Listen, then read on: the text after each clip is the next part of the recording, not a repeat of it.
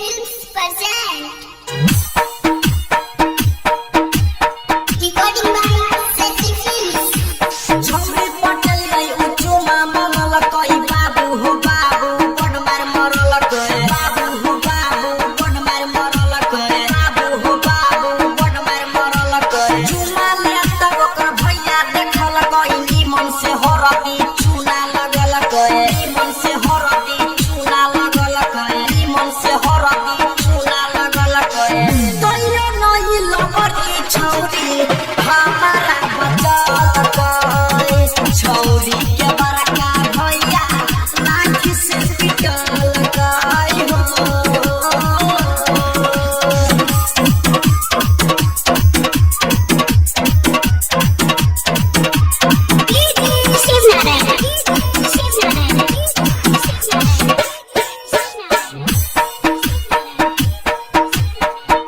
चुमा ललकई Music director DJ Sidney.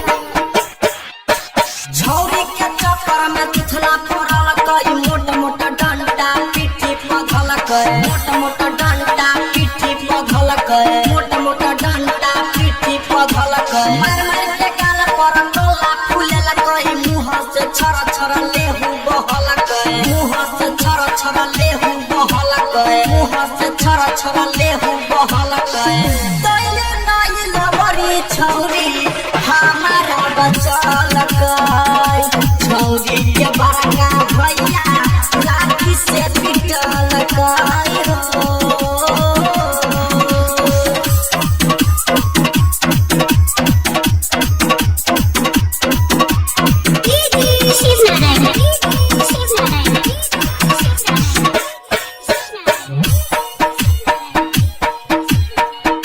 चुमा ललकई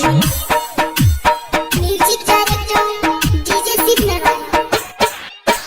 गोरा हाथ धली तैयो नहीं छोड़ल कई साबुन पानी लकनिक से धोएल कए साबुन पानी लकनिक से धोएल कए साबुन पानी लकनिक से धोएल कए चुटकी पकड़ क हमरा झूलेल कए पिट क हमर हाल बुरा केल कए पिट क हमर हाल बुरा केल कए पिट क हमर हाल बुरा केल कए तइयो नहीं लबरी छौरी हमारा बचल गए छौरी के बड़का भैया लाठी से पिटल गए हो